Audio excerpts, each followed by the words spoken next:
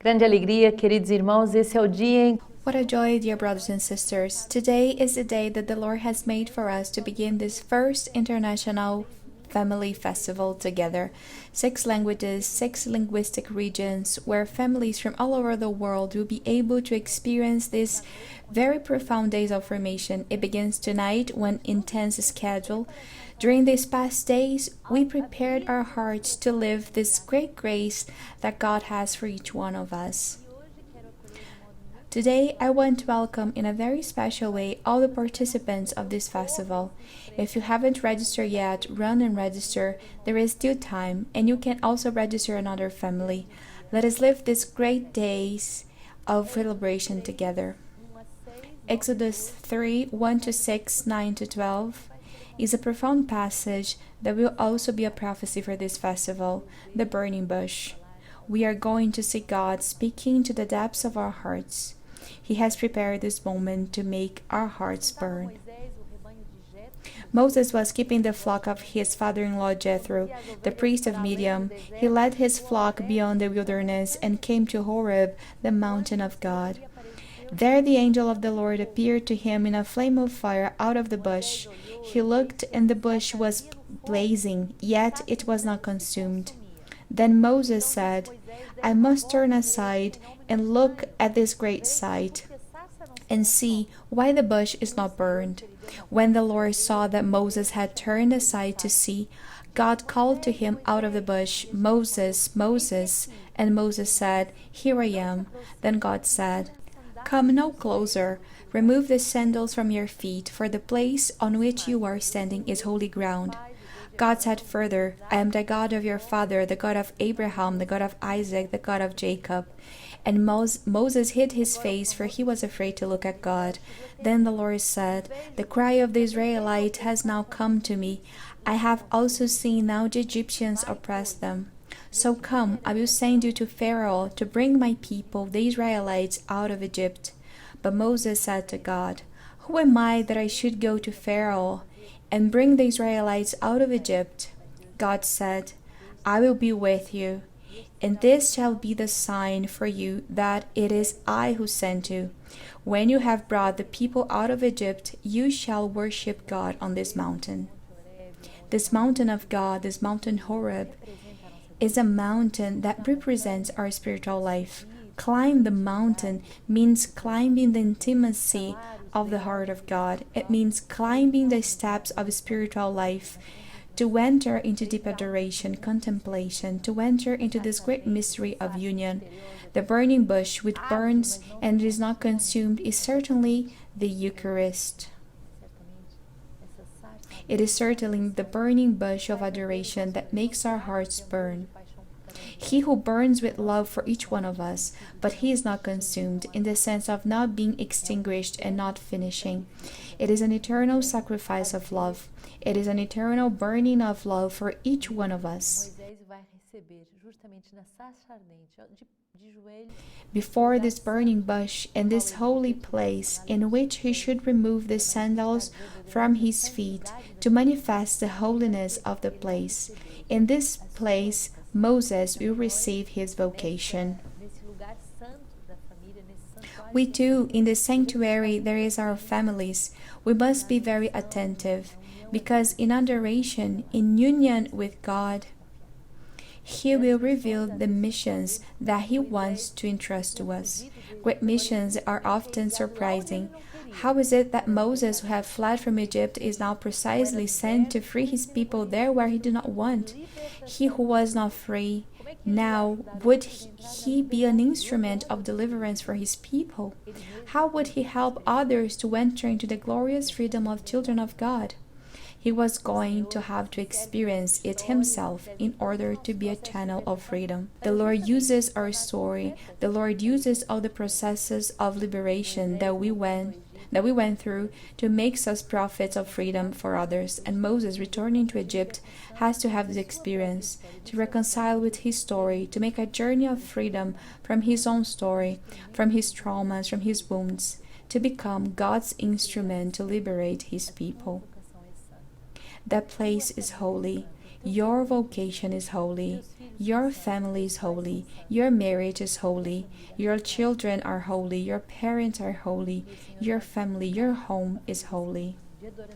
The Lord will invite you to take this road of adoration, this road of falling on your knees, this road of taking off your sandals, that is, of recognizing your littleness and the littleness of the mystery that surrounds you.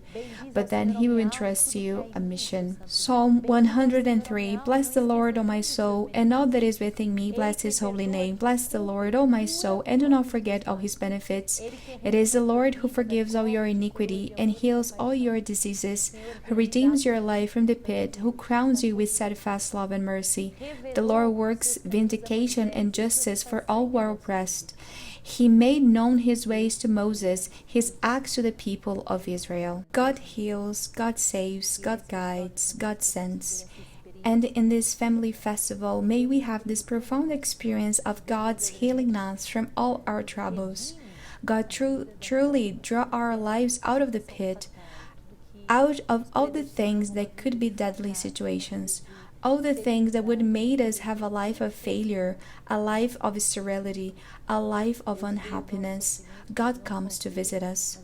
God sees our suffering, but He does not only see it, but He comes down to our suffering so that He can save us.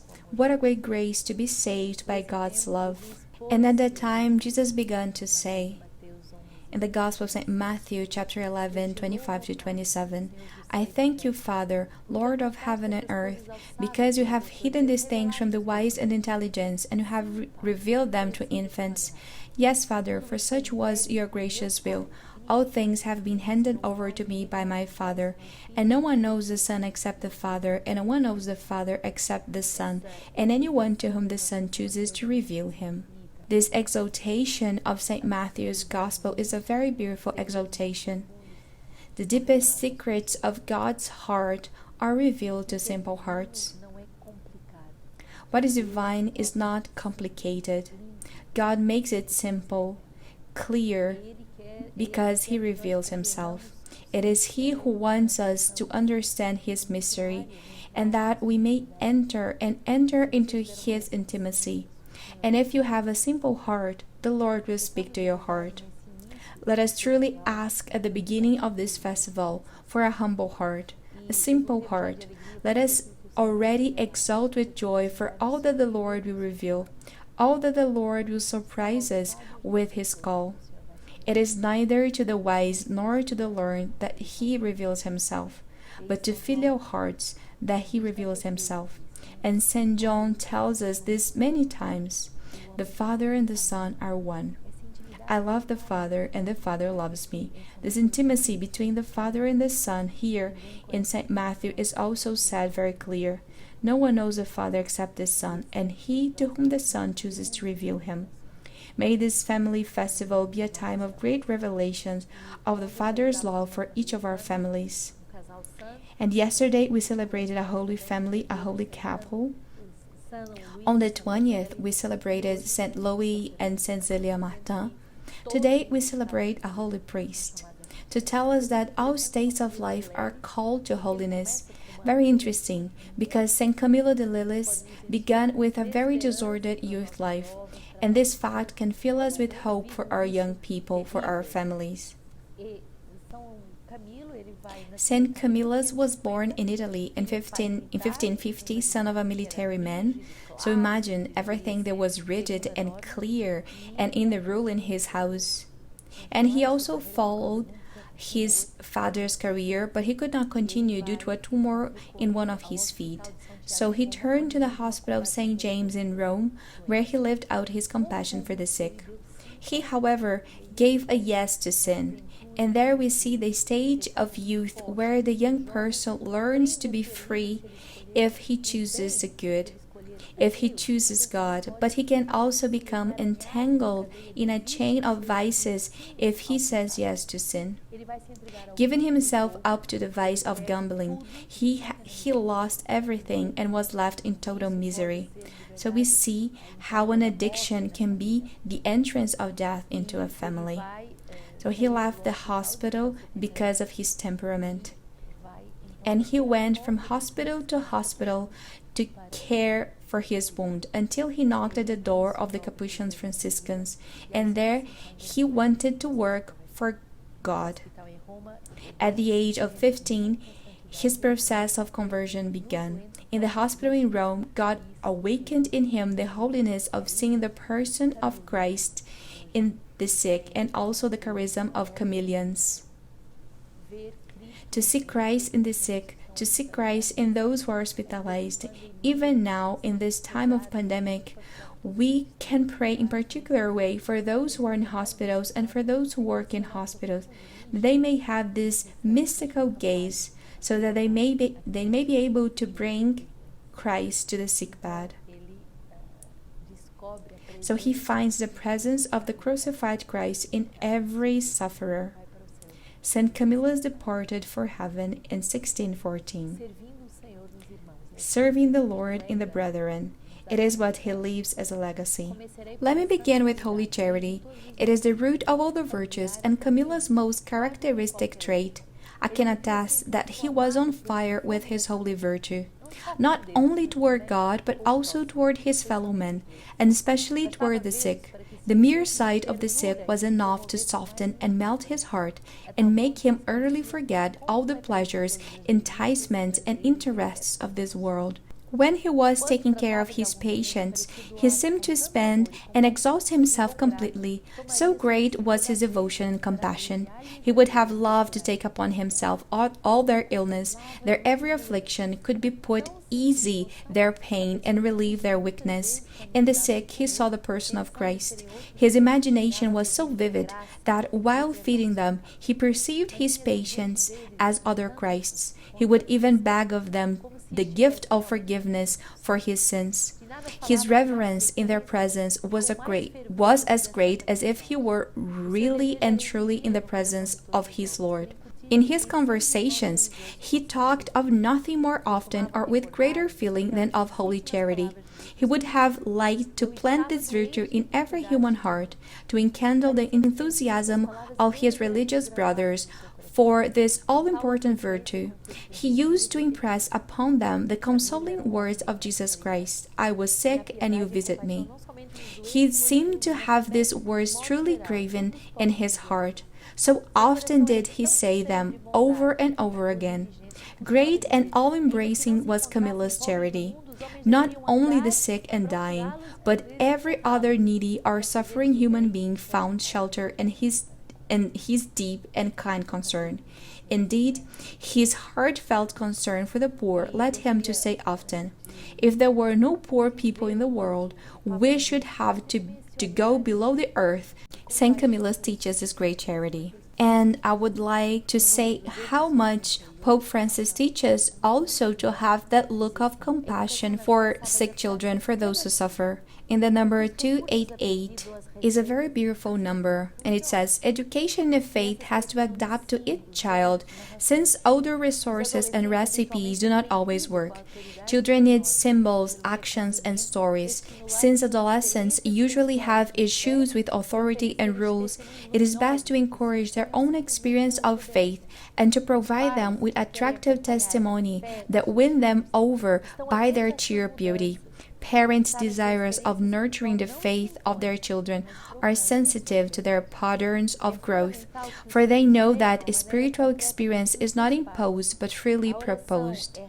It is essential that children actually see that for their parents, prayer is something truly important. Hence, moments of family prayer and acts of devotion can be more powerful for evangelization than any catechism class or sermon. Here, I would like to express my particular gratitude to all those mothers who continue to pray, like Saint Monica, for their children who have strayed from Christ. Thank you for our fathers and mothers who prayed and thereby obtained our salvation and conversion. Thank you for all grandmothers and grandfathers who pray, uncles, godparents, all the people who pray for the conversion of young people.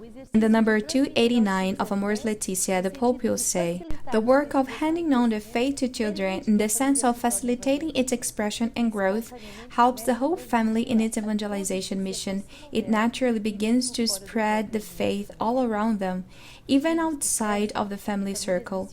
Children who grew up in missionary families often become missionaries themselves. Growing up in warm and friendly families, they learn to relate to the world in this way, without giving up their faith or their convictions.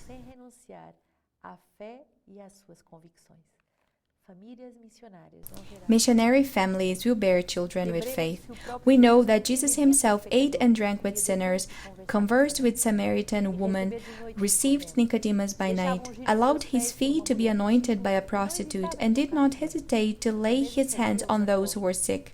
And the same was true for his apostle, who did not look down on others or cluster together in small and elite groups, cut off from the life of their people. Although the authorities harassed them, they nonetheless enjoyed the favor of all the people. How beautiful it is to realize that love is to give everything and to give oneself. To love is to be on one's knees to understand the pedagogy of each child.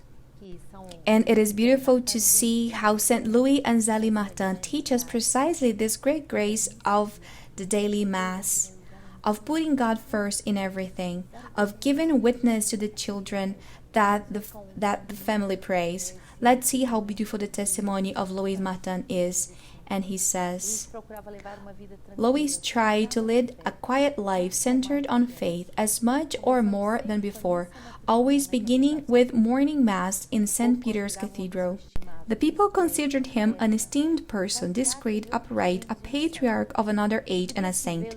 You could see him at church, at work, in the yard, fishing, walking with Therese. He instilled respect for the austere lifestyle he had imposed on himself.